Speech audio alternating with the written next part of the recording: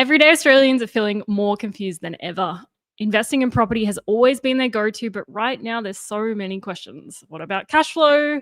What about taxes? What about trusts? And if you landed here on this episode, then you probably want answers, not some sugar-coated nonsense that worked 10 years ago, but real insights that work right now. And after helping clients buy over 2,400 properties across 6 states and all different kinds of starting positions, we're here today to break down all the top concerns you've been having live, off the cuff, very little prep, no BS. If there's a topic that we miss, leave a comment below, but let's get into it. I'm going to start with the word on every investor's mind these days, which is cash flow. Yes. Goose, what would you say to someone who's thinking about investing right now, but they're worried about negative cash flow? And how much negative cash flow should people realistically expect in this market? Well, let's unpack a few. Let's talk around it and then see if we can cover off as many questions as you've got on cash flow. Sure. So once upon a time, in fact, if we go back to the start, when we started Dashdot in 2019, we had this, our strategy was the holy trinity: cash flow positive properties in high growth areas with value add potential. Now, that was great. That was all well and good. Interest rates were lower, yields were higher, cash flow was more freely available if you knew where to find it, and you could get good growth and good cash flow. Now, the fact of the matter is,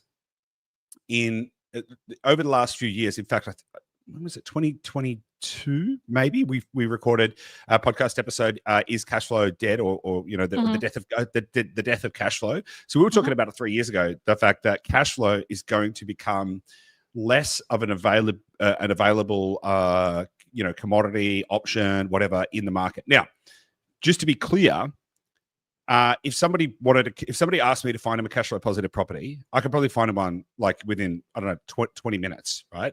It doesn't mean that it would be a good property, right? So a good investment is not going to be defined by whether or not it has positive or negative cash flow. Positive or negative cash flow is an attribute of the property, or an attribute of the the performance aspects of the property, but it is not the defining characteristic. And I think that if anyone is building a strategy today that is specifically geared around cash flow, then they're probably making a long-term mistake. Now, cash flow is good in the context that it can assist with borrowing, but all yield, so all income that is derived on any property, whether or not it results in positive cash flow or negative cash flow, is supportive of additional borrowing capacity. So if you have a property that has a gross rental income of $30,000 a year and is negative cash flow by $5,000 a year, or is positive cash flow by $5,000 a year, really what the banks are going to be looking at is the $30,000 of gross income. Now, your ability to be able to support a portfolio that has negative cash flow is where things get a little bit more challenging, because, of course, if every property was cash positive and you had no holding costs that you needed to be able to support with a property, then, that's great. Like, you could own 10 of them, and if they're all cash flow positive, it's not going to hit your hip pocket on a week-to-week, day-to-day, month-to-month basis. So you don't really need to think about, how does my savings rate contribute to that? Now, just to kind of put some lines around this, let me just decide which direction I want to go. So the challenge with that is, of course, borrowing. Right now, we've covered an episode in the past. I think it was called Cash Flow Jiu-Jitsu, which I highly recommend you checking out, because the fact of the matter is, you are going to make more money through growth than you will through cash flow. Now, the end state. Now, let me be very, very, very clear. You can build a property portfolio that gets you to an end state of passive income. You can do that. However, in the first instance, as you're developing your portfolio, that is almost certainly not going to be the right move. Now, there are lots of people who've talked about building property portfolios, 10 property portfolios, 20 property portfolios, 50 property portfolios, 100 property portfolios, and they've got all of this cash flow and all of that kind of stuff. But they built those portfolios in the past. It is and by the way, even if, and I'm thinking of someone specific who is still continuing to use the same strategy they used in the past to continue to expand their portfolio, which is effectively buying cheap properties, so maybe like 1-bedroom units and stuff like that, which basically have a really good deal. Buy a cheap unit, do a renovation, capture the equity spread, and go again. They're still doing that and adding to their portfolio and adding to their cash flow. But the thing is, they've got, I don't want to say the number, but it's let's just say it's up around 100 properties. And so the difference is they've got, let's call it north of 75 properties. So they actually have a very different capital base, a very different cash flow structure to someone who is starting with one or two, right? So you can't look at a billionaire and ask how are they investing and how are they spending their money, and then just apply that to yourself, because it might be the wrong frame. Mm-hmm. Now, people often think that yields and cash flow, so I'll use yields and cash flow interchangeably in this context, and growth are a seesaw, that if you get more of one, you get less of the other. And that is not necessarily true. That is not necessarily true. I would say that they are not specifically related. They are different characteristics of a property. So you can get high growth, high yield property. In the past, we were able to get higher growth, high yield properties. And I remember when we were buying properties that were 7, 8, 9, 9's probably a stretch, but 7s for sure, the occasional maybe 8% yielding property, whilst also getting tremendous growth. So what I'm about to say, which is in today's market, given the sophisticated technology that we've got to find the best markets, the best properties, the right property in the right place at the right time, and I will lean back on some of those stats. We have bought over 2,400 properties worth over $1.48 billion, and we've helped our clients generate over $360 million in wealth. This is not our first rodeo. There is no one in Australia who is better at finding the right property in the right place at the right time than we are. And I'm very comfortable saying that as a fact. There are other people who are good. Don't get me wrong. There are some people who are good, pretty good even. But no one can come close to our track record. And so when I say that in the current market, the markets are going to provide the best opportunity to create freedom, choice, abundance, prosperity, wealth, help you to escape the status quo, to rise up above the harrows of monetary debasement, and all of these things that are keeping people down. The fact of the matter is, the markets that are the right ones to buy in right now today do not have yields that support cash flow based on also the current lending environment. Now, if interest rates were to go down 2 or 3%, then sure, let's all talk about cash flow. But we have to remember that cash flow is a function of the yield of a property and also the operating costs of a property. And so whilst, the typical interest rates that we're sort of seeing at the moment are sort of 6+, you can get in the 5s if, it's a P&I and it's 80% or something like that. But typically, if you're looking at interest-only loans or something like that, you're going to be looking in the sort of 6-ish range.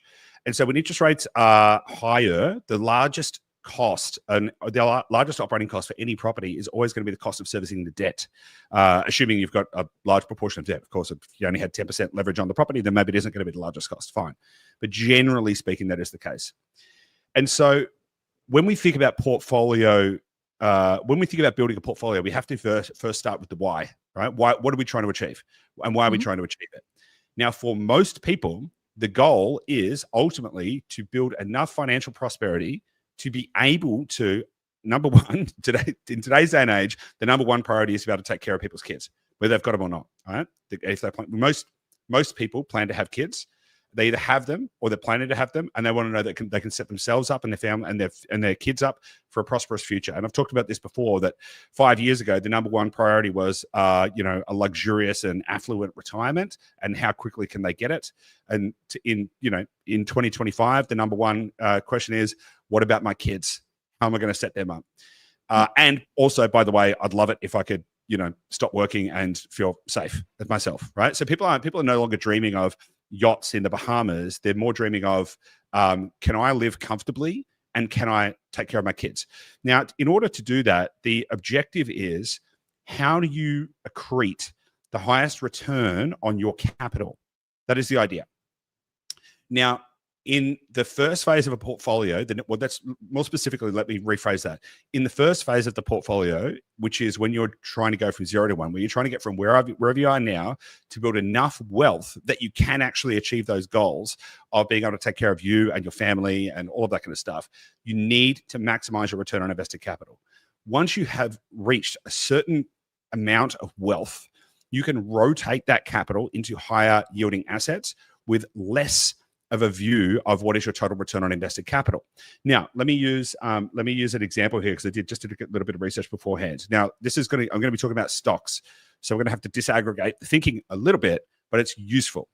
So, if we take a company like Tesla, not a recommendation, by the way. I just grabbed them because because they're a known name.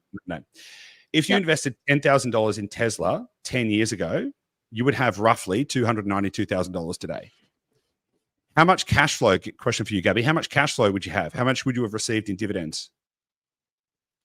No idea. Zero. They've never issued a dividend. Zero. Zero. Yep. They've never issued a dividend, and they've said they will never issue a dividend. Right. So not a cash flow play. Totally. You would have turned $10,000 into $292,000. Now, I also then did some research, and I took the top 10 yield or dividend stocks, US stocks, because that's where the biggest securities capital market is. The top 10 yielding stocks over the last 10 years. And I said, okay, if we put $10,000 in, and we just sort of equal weight it because they float around a little bit. So if you equal weight across the top 10 over the last 10 years, how much money would you have made? And how much of that would have been growth? And how much of that would have been yield, dividends, cash flow? What's your estimate? So if $10,000 in Tesla creates $292,000, how much do you think $10,000 evenly spread across the top 10 yield stocks over the last 10 years? What would that get you? As a percentage? No, as a dollar outcome. Well, as a percentage, however you want to give it to me, right? To have a punt.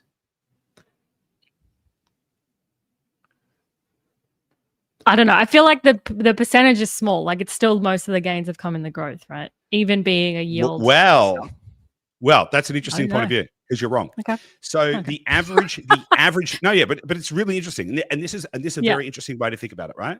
Because if you said I'm going to go for cash flow, I'm going to and again, this is stocks, not property, but it's just number one, if you bought $10,000 worth of Tesla, it'd be worth $292,000. If you bought $10,000 worth of the top 10 yield stocks, the average yield was about 7.5%. Okay. And that's a 7.5% cash on cash because it's not the same as that's the net yield effectively because you don't have all the holding costs and the leverage and stuff like that. So, imagine if you had a property yielding at 7.5% net, that'd be pretty freaking good, right? So 7.5% cash on cash net yield is pretty good. Here's the thing. Over 10 years, you would have received around $7,000 to $8,000 worth of dividends. But in terms of growth, across the spread of the top 10, they were either negative or flat or grew by only 1 or 2%. On average, zero growth. So you would have at the end $17,000 to $18,000 after 10 years. So in version 1, you got $292,000. In version 2, you got $17,000 to $18,000. Now, again, I will come back to the point that I made a second ago that there is not necessarily an inverse correlation between yields and growth. Lower yields don't mean more growth. Higher yields don't mean less growth. But the point here is that if you optimize for the wrong thing, you can get the wrong outcome. If what you are saying is, I want a passive income from property, and if that is what you are trying to establish from the get-go, you almost certainly will not end up creating a passive income from property because you won't build enough of a capital base for the relative net yield to make sense to be able to cover your income and expenses. So the objective in the first instance is to grow your capital base. That's number one. Now, you should grow it with the constraint of how much you can contribute to your property portfolio. And this is where the negative cash flow conversation comes in. Because it's like, okay, well, how much negative cash flow should I expect? How much negative cash flow can I afford? How do I think about this? So if we accept that in today's environment, almost certainly any property that is worth buying right now, let me just say that, is almost certainly going to have negative cash flow. So how do we reconcile that? Well, there's a couple of ways here, and I hope you don't mind, Gabby, that I'm just I'm on one a bit with this topic. So, but if you feel you need to get a word in edgeways, let me know. There's a couple of ways to think about this. So number one is, how much of your income are you willing to put towards your investments? Now, for some people, it's 5%. Some people, it's 10%. Some people, it's 20%. Some people, it's 30%. And ultimately, you need to decide what is right for you but and we sort of touched on this a little bit in a couple of episodes ago, because there's a great question here from Charlie. How much negative carry is too risky? Great, we'll get to that. The big question is, if you, knowing what you know about your environment, knowing what you know about how hard it is to get ahead and how it's getting harder to get ahead, how much of your present capital should you allocate to your future self? Now, we sort of touched on this in an episode a little while ago, and we were kicking a can around, and I sort of suggested like 30-ish%, but I actually think it should probably be closer to 50%. Now, a lot of people are going to freak out. They're like, but I've got kids, we've got a mortgage, we've got this big house, we've got all this kind of stuff. I like to buy organic freaking whatever. Like, great, all good. And don't let me tell you how to live your life, but just recognize that every single one of those choices is you're choosing that over your future prosperity. So, and to the extent that you can control your living expenses is the extent to which you can control your ability to invest in your future self. So if you're earning $100,000 a year and you're like, yeah, I know, but I've got a good life, and you know, I've got I rent a nice car, and I do this. I like to go out with my friends and whatever. And you're saving 5% a year. It's like, cool. I mean, like, that's all well and good. But your choices of lifestyle, you like to live in Bondi, or I don't know, whatever, right? Any of these things, those choices, those lifestyle choices are inhibiting your ability to build your future life. Now, typically when, and this is sort of, when people come to Dashdot, their average savings rate is around $1,500 to $2,000 a month-ish. Some great stuff in there from Charlie in the chat as well. So the maths is, for 50%, 10 years will get you financially free. That's great. I need to dig into that a little bit further. But the average savings rate for when people come into Dashdot is around $1,500 to $2,000. Now, and that's a month. And that's per month, and that's typically for so, you know, we'll call that, what's 1,500 times 12? Public maths, don't do it. $18,000 to $25,000, $18,000 to $24,000 a year, roughly. And that is all good. But I would posit that if those people really thought about how important their future was versus their present day comforts, that they could probably, if they wanted to, increase that. Now, that would require sacrifice. And people don't like to hear about sacrifice. They don't like to hear. Everyone wants everything. They want everything. They want to be able to drive the nice car, eat the organic food, go out for dinners, send their kids to private school, live in a nice suburb, have a big house, have a pool, and also become financially free in the next 5 years. And unless you're earning squillions of dollars, I'm sorry to tell you that that's probably not, like, it's not practical. What you actually want to do is you actually want to think about how important is that future that you're trying to create, and what are you willing to do to get there, noting that the world is changing at a very rapid pace. And I would suggest now more than ever, like, if this was 20 years ago and we just assumed that the next 40 years were going to be the same, all right, cool, like, mosey on, take a bit of time, creep into it. You know, it can take you 20 years, and that's okay. Reality, the fact of the matter is, you don't have 20 years. That's just that. So, you know, I think that people need to make serious considerations around to what extent they're prepared to compromise on luxuries. And by the way, there was some really great comment from someone in the Investor Lab community, talking about what they can do to maximize their borrowing capacity. And they said they were willing, one of their options was that they were willing to move back with their parents. Right now, not that many adults turn around and say, I'm willing to move back with my parents because it's going to massively enhance my ability to create financial freedom for myself at a faster pace. And by the way, that move is probably the biggest possible move they can make in terms of, you know, maximizing borrowing power, doing all of this kind of stuff. So, you know, everyone gets a little bit freaked out by negative cash flow because they're like, oh, but it just feels like I'm just going to have a bill every single month. That is not necessarily true, right? So there's one part of it's the sacrifice. Like, how much can you afford? I'll come back to the point I was about to make. It's like, how much can you afford? What portion of your income are you prepared to put towards your investments? Now, one of the ways to think about negative cash flow is it's a holding cost. Everyone thinks it's like, oh, it's dead money. It's no. It's just like an operating cost. Now, I did some calculations, and I can share my screen, but it might be a little bit too spreadsheety. But if you bought a $600,000 property in Victoria, and I'm using Victoria in this case because Victoria's got, like, it's expensive. Right? It's expensive, right? So if you bought a $600,000 property in Victoria and it had a 4% yield and you had an 88% LVR loan with a 6.25% interest rate, and assuming a whole bunch of standard operating costs, so property management, building insurance, council rates, blah, blah, blah, all of that kind of stuff, your average negative cash flow over the first 3 years would be $18,655, okay, per year.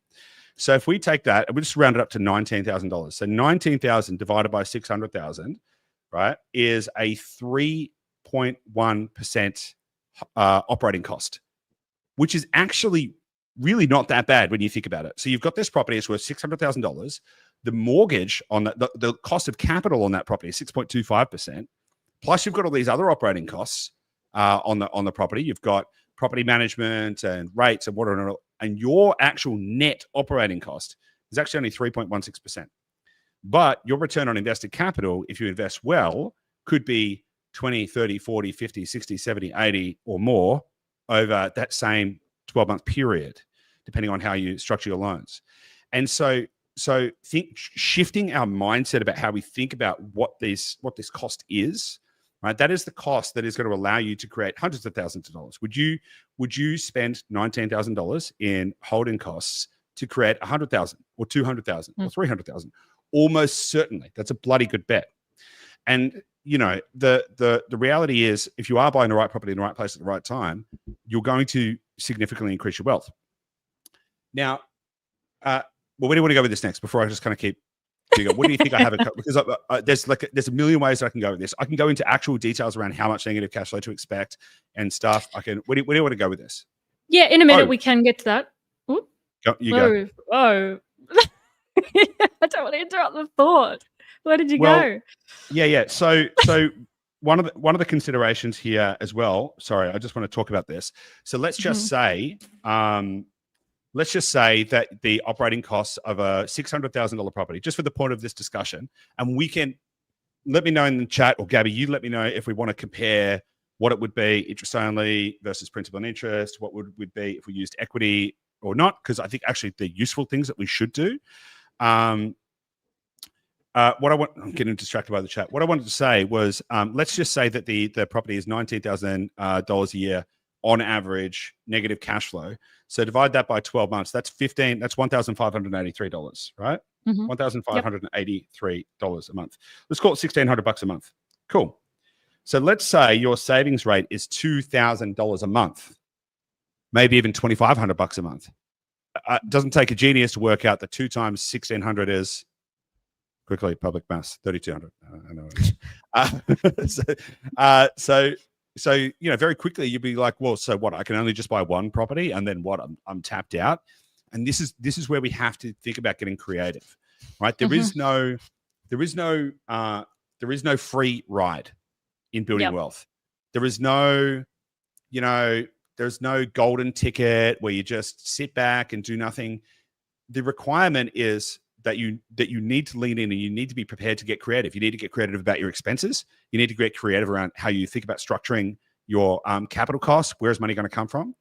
And let's say in this instance, you're buying a $600,000 property. The capital cost, how much money you would need in order to be able to buy that property is about $150,000. Once you factor in all of the expenses and all of this kind of stuff, and again, I have a spreadsheet, I could walk through those numbers. But let's call it 150 grand. Let's say that you've got 180 grand. Well, you could take the balance of that 30, you could stick that into an offset, and that's going to cover the first nearly 2 years worth of negative cash flow straight out of the gate. If you then add your savings rate to that, that's going to cover that off.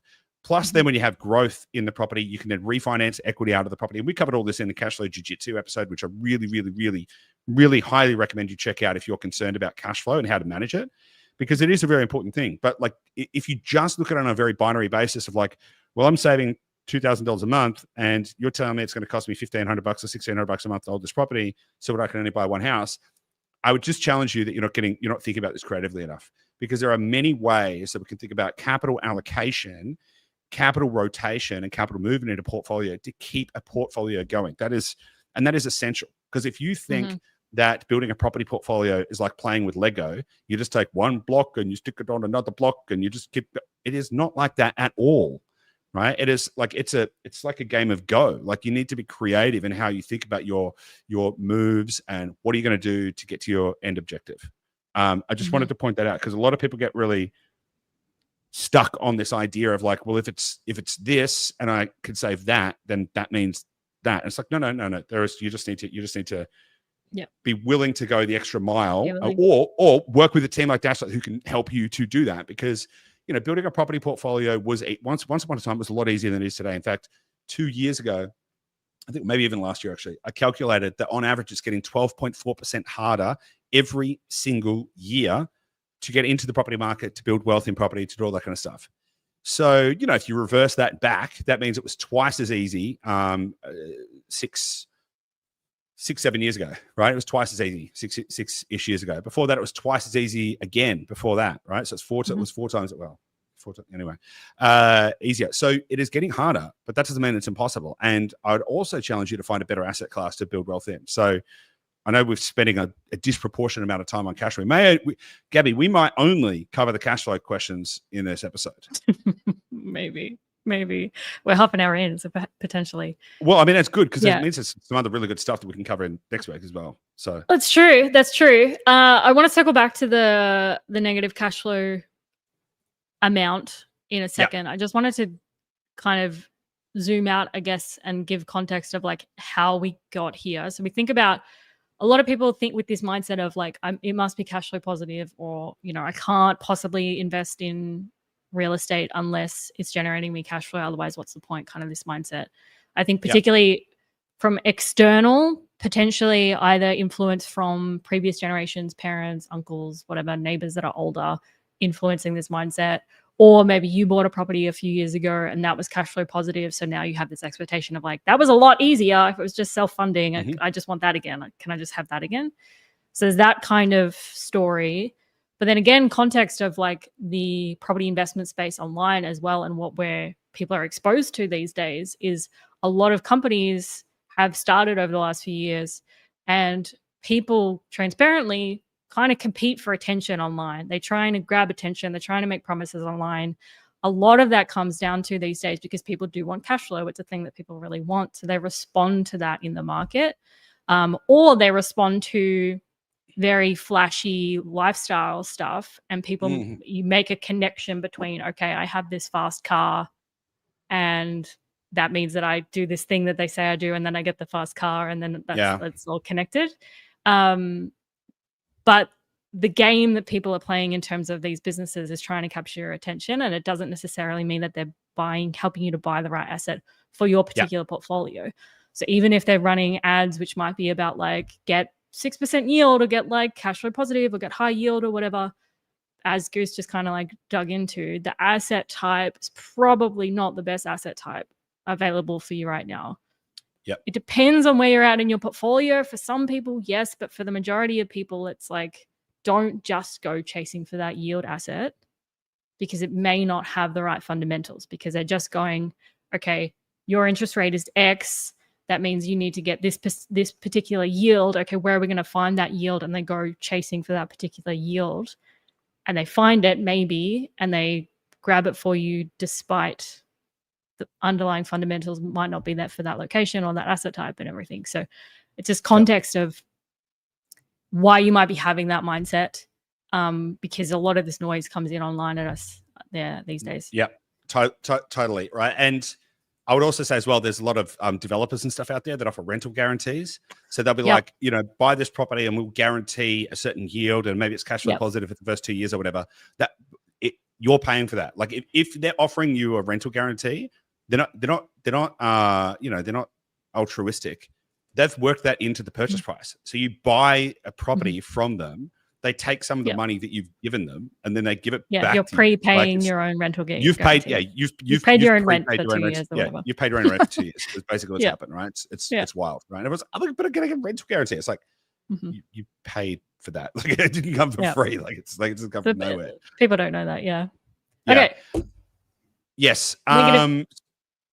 Yeah. So no, but there's some good questions coming through here in the chat as well. So Lily B said, if you have equity, you can create cash flow almost instantly. The opposite is not true. Equity accumulation is king. Cash flow is only there to help you hold the properties. Lily B, I don't know who you are. Welcome, Lily B. But I salute you because that is absolutely true. That is, and this is the thing that most people miss. If you like, now you can't spend equity at the shops, but you sure as hell can unlock it, right? You can unlock it through lending, you can unlock it through selling, you can unlock it through, and cash flow is just the receipt of cash at some point, right? So you can have lumpy cash flow. Like, by the way, if you get paid $1,000 a week, that is still lumpy. Like, if you got paid $1 a second, that is still lumpy because for every half a second you're not getting any cash, like you have a cash flow vacuum. So it's all about timescales, right? So you might receive large sums of capital at certain points in time, and then you manage that like cash flow, right? And so if you have equity, you can create cash flow almost instantly by reallocating your capital and using capital wisely. But you can't. The opposite is not true, right? And so. And this is a point that I'll probably make several times. It looks like we're going to cover some of these questions over future episodes as well. The other things I want to cover. If you buy the wrong property in the wrong place at the wrong time because it's got some attribute that you think is important that it probably isn't. Maybe it's brand new and shiny and it's versus some weatherboard thing that you might have seen somewhere else. Or maybe it's got a 7% yield and it's in a brand new development or something like that. You could lose more money on that than you could by buying some old clapper with a lower yield in the right place. So buying the right property in the right place at the right time is far more important than buying the property that has the attributes that you desire the most. And there's another comment in here, a question in here from Charlie. Is the game now buy till you can't carry anymore, then sell down? Kinda, yeah. So there's some very interesting and important nuance in that. So you should maximally seek return on invested capital, which by proxy comes through growth. You should maximally seek return on invested capital. You should prioritize, assuming that you are 95% of people who are trying to build a property portfolio and you don't already have a large property portfolio or you don't already have a high net worth. If you're a high net worth individual or if you already have 10 properties, your situation is different.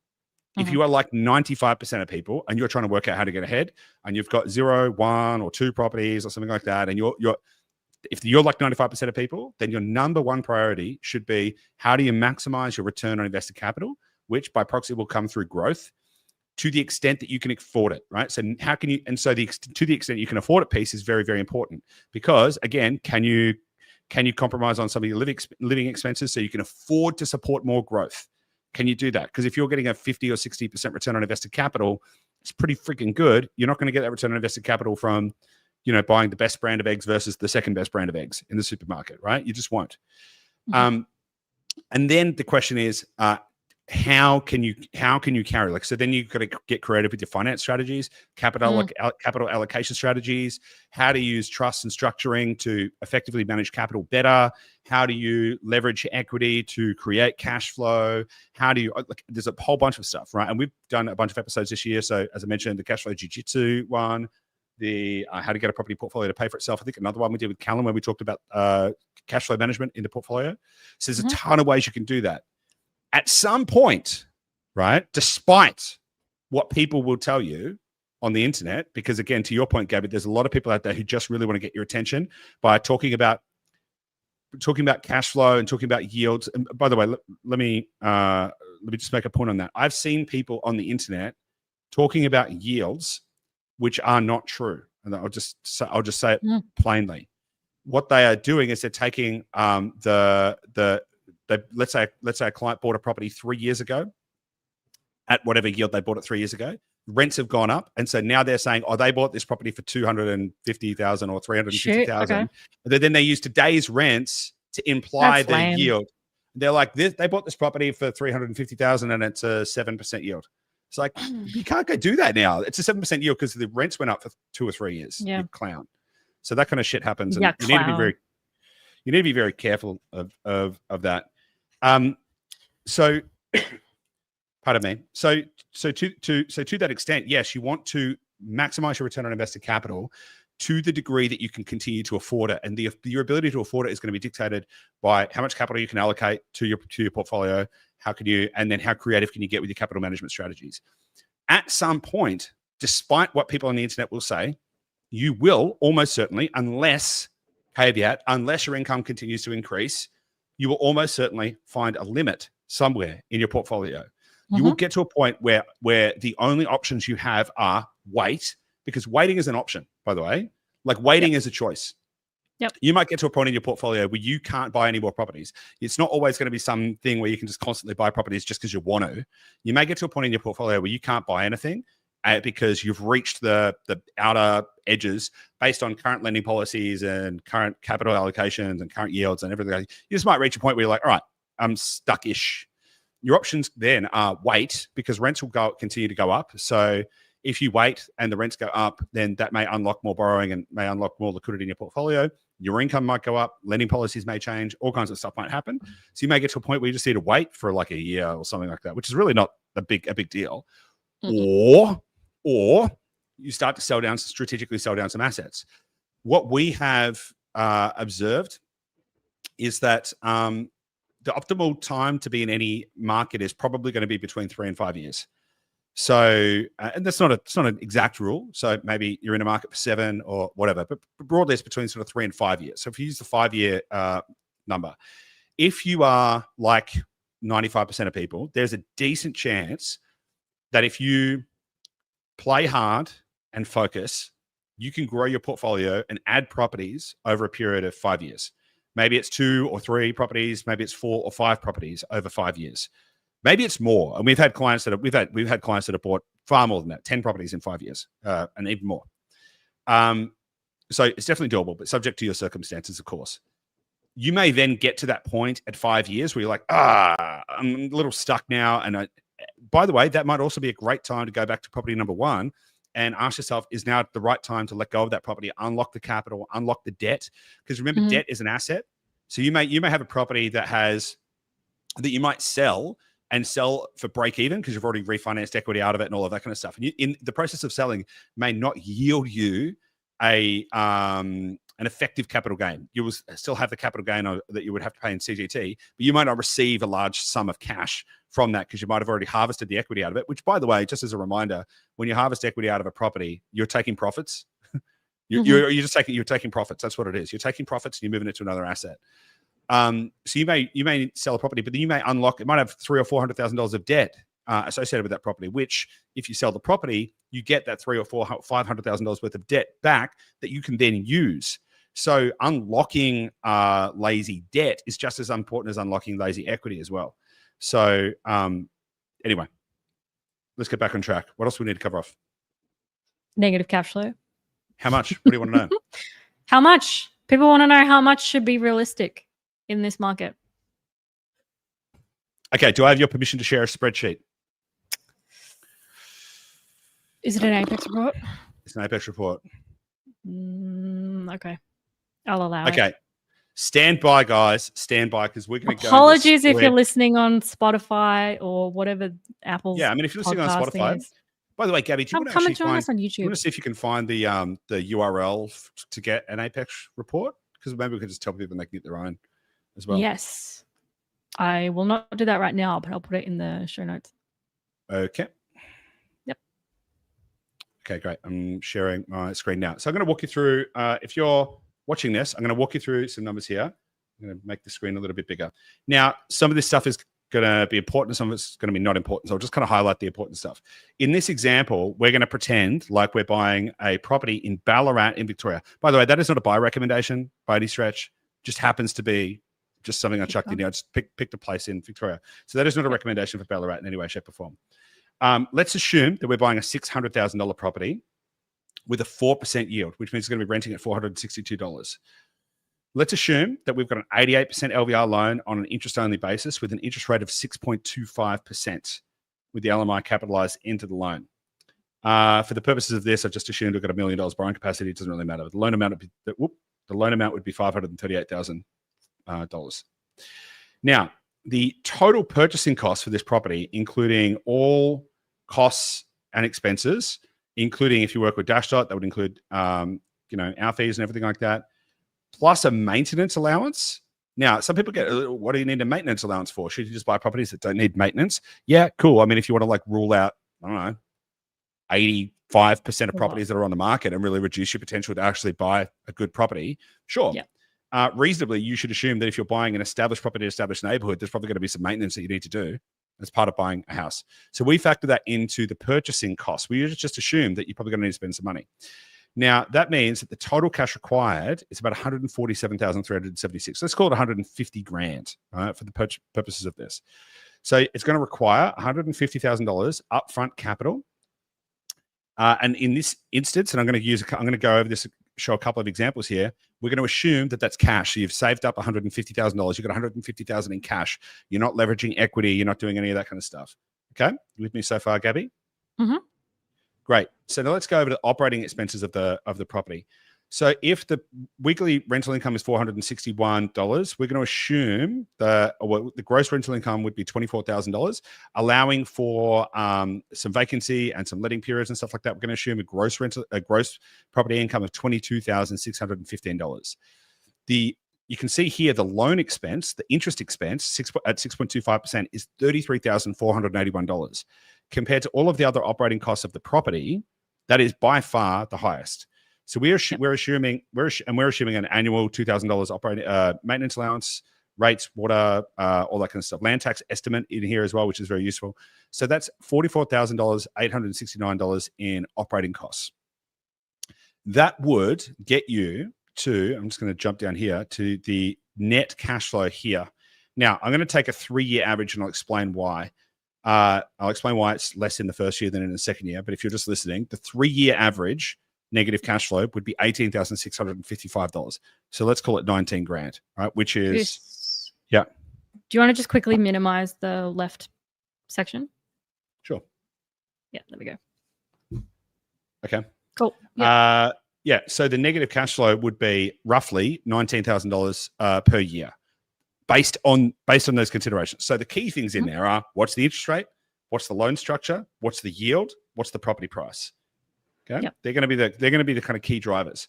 So that's going to be about $19,000 a year. Now, let me change a couple of things, because if we assume that in fact you're not using $150,000 of cash, you are in fact leveraging $150,000 of equity, and let's assume that you're intelligently doing that and you're using a split loan, not just extending your home loan mortgage, but you're doing a split loan, not financial advice.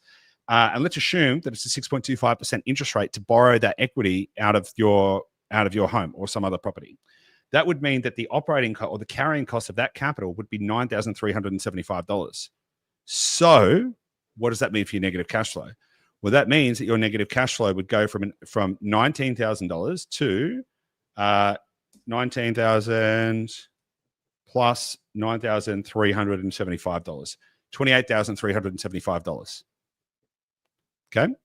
Mm-hmm. And this is where a lot of people get tripped up in thinking about this. Now, again, there's plenty of ways you can manage that, because if you're leveraging equity out of an existing property, then perhaps you take more equity out than you need, put some of it into the offset to cover the negative cash flow for the first few years.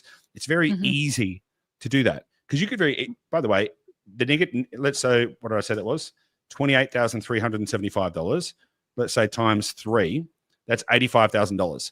So if instead of leveraging $150,000 out of your, let's say, your PPR or something like that, you could potentially do equals 150,000 plus 85,000.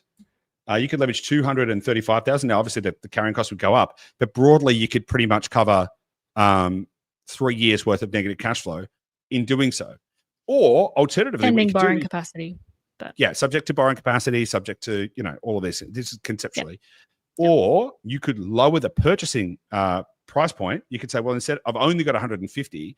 So what if I lowered the purchasing price point to, let's say, $500,000, right? Then the cash required would only be 129,000, and you've still got 150,000. So then you've got an extra $30,000 that you could put into an offset account to help support some of the negative cash flow on the property, while you then still make your contributions. Now, what I'm going to do, just for the purposes of this discussion, is I'm going to put this back to $150,000 cash But I'm going to then change this to a principal and interest, 80% P&I, because that's what some people like. People tend to either go like 88% interest only or like 80% principal and interest. Let's assume a slightly lower interest rate. Let's call it 6%, which you might get better than that, right? Maybe it's going to be 5 point something, but let's use 6%. So on a $600,000 property with a 4% yield, which is on the low end, with an 80% principal and interest loan at 6% interest rate, I'm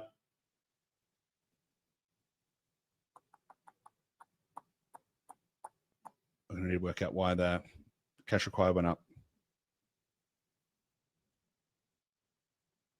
The purchase price went up? No, purchase price didn't go up, but that's all right. The negative cash flow would be an average of 19,722. Now, you've got a lower LVR, but you're paying principal and interest on that. So you're still going to be in the same ballpark. So my guidance to anyone out there, I'm just going to stop sharing my screen now because we don't need to stare at spreadsheets all day long. My guidance to anyone out there, yeah, but it's not everybody else's favorite. My guidance and advice to anyone out there who's thinking about getting started and investing in property at the moment is you should reasonably expect that the negative cash flow is going to be somewhere between $1,500 and $2,500, subject to whether you're paying, whether you've got a cash-based capital to inject into the property, whether it's interest only, whether it's principal and interest, whether it's 80% LVR, whether it's 90% LVR, whether you're leveraging equity out of another property to pay for the deposits and costs of this one. It's going to be between $1,500 and $2,500 a month. And again, there's plenty of ways that you can navigate that. That shouldn't be a reason to not invest, because all you need to do is you really need to, again, zoom out and think about what the return on invested capital potential is for what you're buying. And if you are confident that you're buying the right property in the right place at the right time, then it's very easy for you to outstrip. As I mentioned, $19,000 on a $600,000 purchase is a net carrying cost of around 3.1%. So really what you would need to do is be confident that you're going to get a return on invested capital that supersedes that 3.1%, which is not that hard to do. Now, of course, you don't want to get 3.5%, right? And be happy with that. You want a return on invested capital that's going to be far greater than that. But even on an average property, you're probably going to get 10, 20, 30% return on invested capital thanks to the benefits of leverage. And so this is really about the financial arbitrage between those 2 points. You've outlaid the capital, there's a carrying cost. What's your return on invested capital? That's how you're going to make your spread. So do you think that helps, Gabby? Do you think we've kind of covered that kind of stuff off? Yeah, I'm just wondering if we've actually covered Charlie's question of how much negative carry is too risky. So from a risk perspective, because I think maybe people can adjust to like, okay, I've got to be prepared for 30 odd negative a year or whatever, but at what point does it cross that risk threshold, do you think? Obviously, risk is subjective, but yeah, I think risk is subjective, right? So let's think about what that would mean. So let's just say risk means you lose your job and you can't afford to those expenses, right? Because that would be a risk, right? Like, well, what if something happens? What if I can't make the payments or whatever, right? And so it's useful to have a bit of a buffer. That's why I like leveraging equity and putting it into an offset account, because it creates a buffer. That buffer can kind of keep you safe. Because let's say the property costs $1,500 a month, and let's say your savings rate is $1,500 a month, and you're like, yeah, but what happens if the car breaks down 1 month and I need to be able to cover the expenses? That's why it's useful if you're leveraging equity or doing something like that to have a buffer, or if you've got surplus capital, to put that into an offset account and leave that sitting there. Now,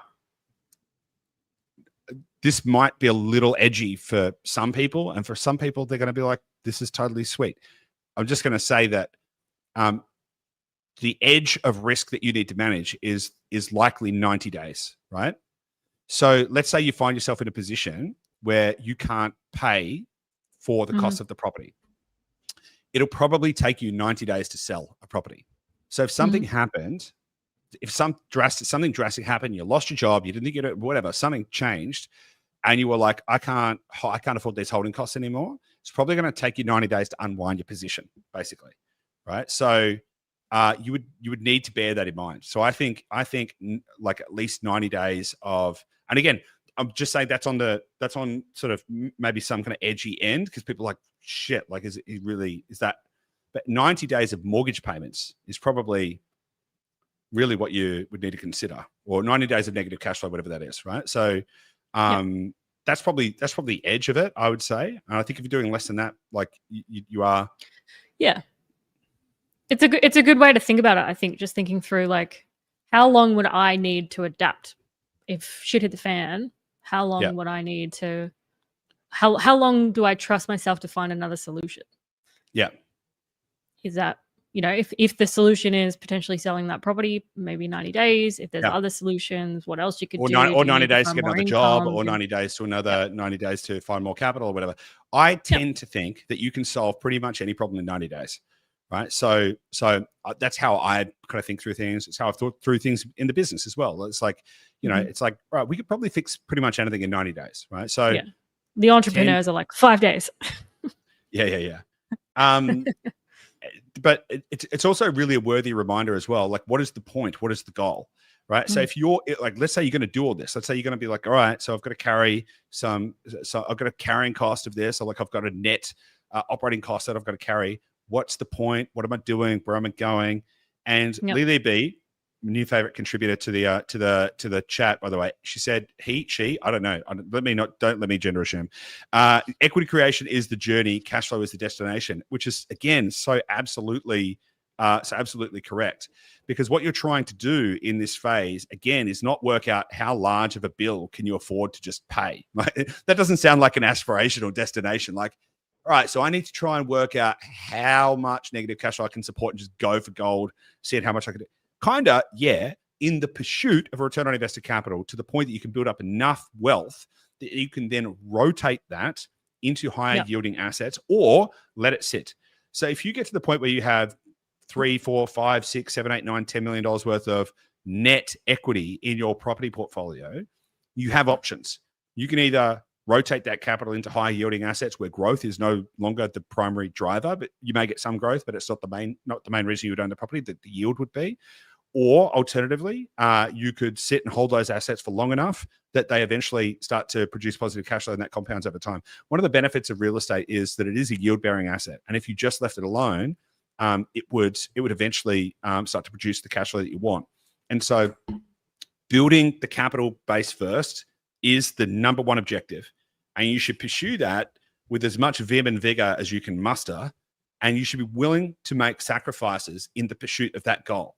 Because once you get to that place, then you have optionality. Then you can rotate your capital, you can let it rest, you can do it. You can stop actually having to pursue it so hard. You can say, okay, we've reached a platform now whereby we can make these kind of decisions on, do we want more capital? Do we want more cash flow? Do we want more growth? Do we want more whatever? And I think it's very important to remember that it's a means to an end. It is not the objective in and of itself.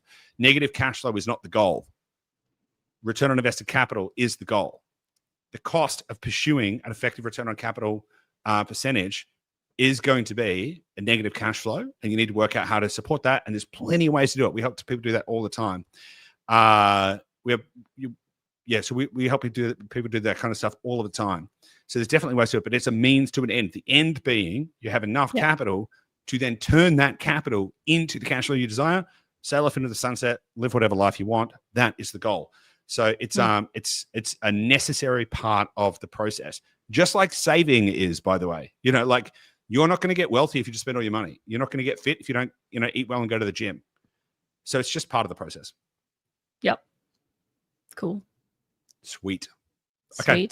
We've got to wrap this up. We've got to go on a flight. We do. On a jet plane. Anyway, so we've got to go, but there's tons more. These questions are a goldmine. So let us know if you like this. If you're watching this not live, let us know in the comments. Was this useful? Yep. What I would like to know. Here's a personal favor to me. I would like to know if you found anything useful in this. What did you find useful? I would like to know that helps me. I like to think about this kind of stuff. I like to try and think about how to add more value. Tell me what you found useful so that I can try and do more of the things that you want, like a dancing monkey, throw some peanuts at me and watch me wiggle. I'll do so on the plane later.